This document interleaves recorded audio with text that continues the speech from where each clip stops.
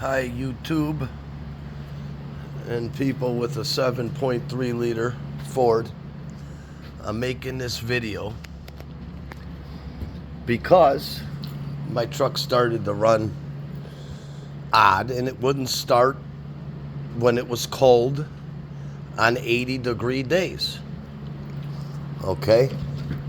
So I know that either I've got it pinpointed that either my injectors are the problem or I'm losing compression. Now, this particular truck is a 2002 Ford F-350 Super Duty, and I got that many miles on it. Okay? I run a tuner for damn near the truck's entire life because it doesn't get power unless you put the tuner on it. I got the better turbo, you know, it just gives it more power.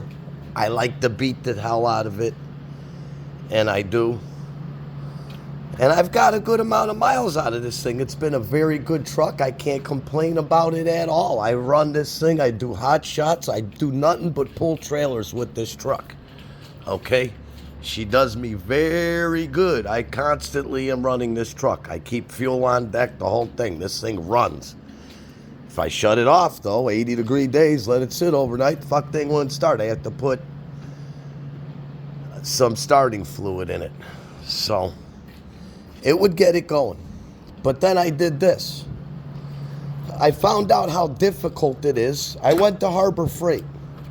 I bought multiple compression testers. I bought the good ones. I went to Farm and Fleet. I bought their compression testers. Trying to compression test this engine, I've done gasoline engines my entire life. Never had problems compression testing. Maybe a bad Schrader valve, you know, wouldn't hold the compression, this, that. But it's very difficult to get the compression tester in the glow plug hole on this truck. With all the compression testers that they sell out there, this is a very hard one to compression test. I made fittings to try to do it. We made this right there, okay? I brazed it together.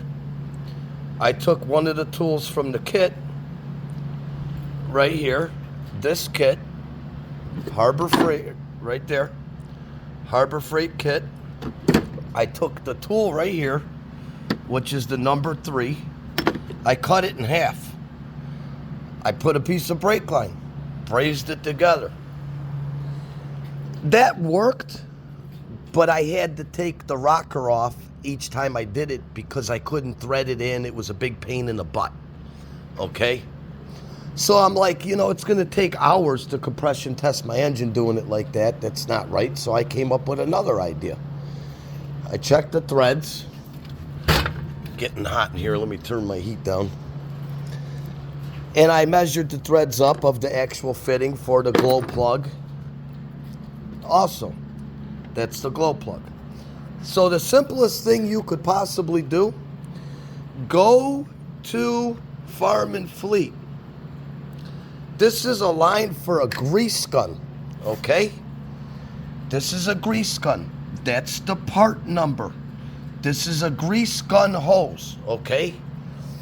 That hose will directly thread into your glow plug hole. You can have your fitting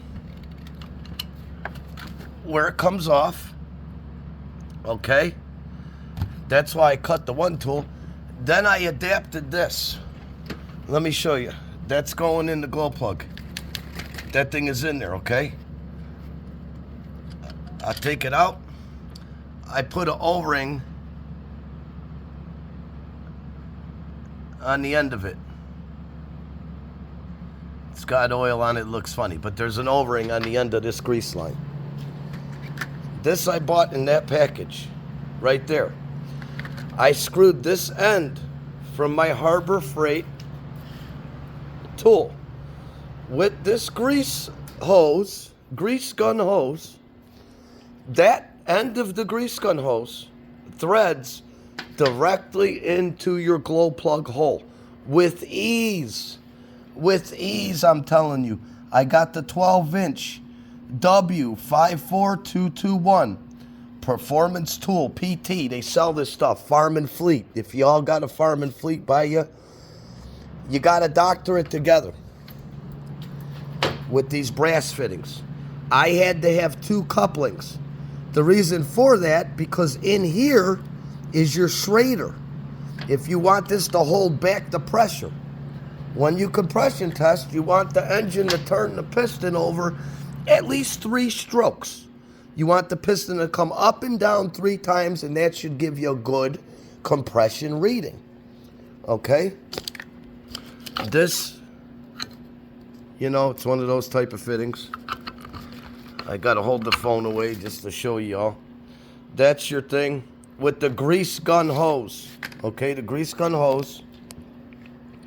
You know I love YouTube, but yes, make sure you Teflon tape all this stuff and make sure it's sealed. Put an air gun in the end of here from your air compressor, okay? Blow air, soapy water.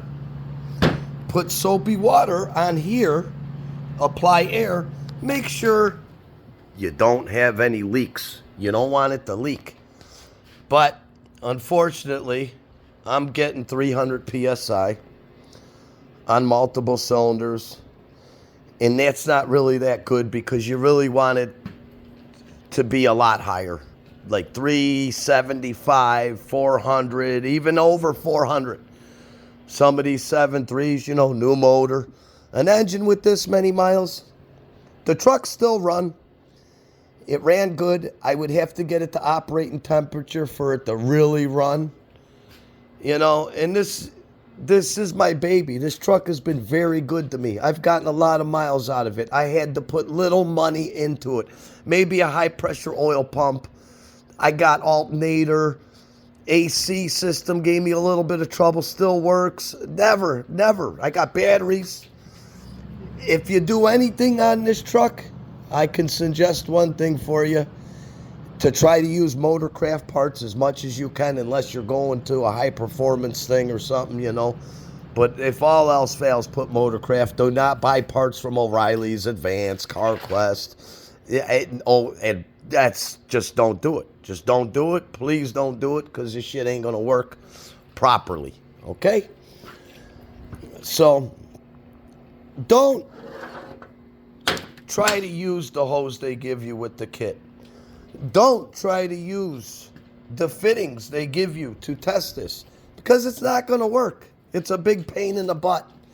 If I've tried multiple things, as I showed you before, I brazed that one line together and I did all thises and that's, and I've got other grease line hoses, but the grease line hose that's going to fit your thread for your glow plug for a 7.3 1999 to 2003 early models now.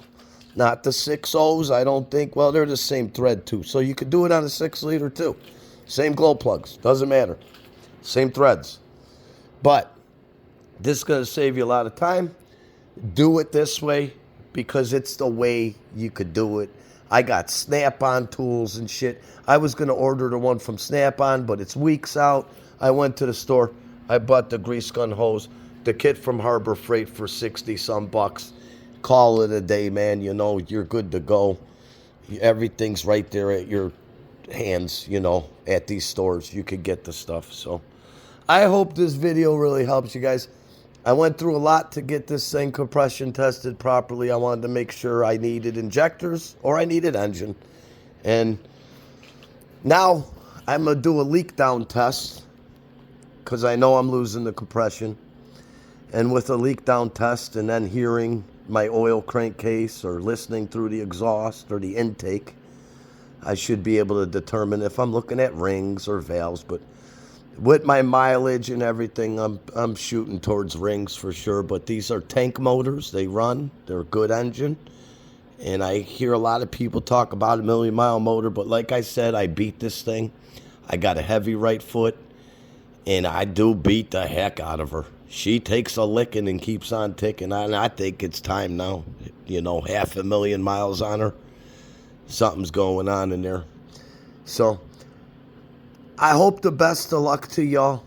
I know these injectors ain't cheap and a lot of this stuff, but I hope this helps to take a lot of these burdens away by this video. And the easiest way to compression test a 7.3 liter is right here.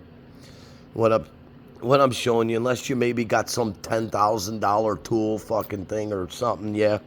All right, I ain't going to argue with you guys. But for the do-it-yourselfers, right here, brother, this is how you guys could bang it out and get it done. Get it done. Hope the best of luck to you, man. Thanks for watching. Thanks, YouTube. Appreciate everything and everybody.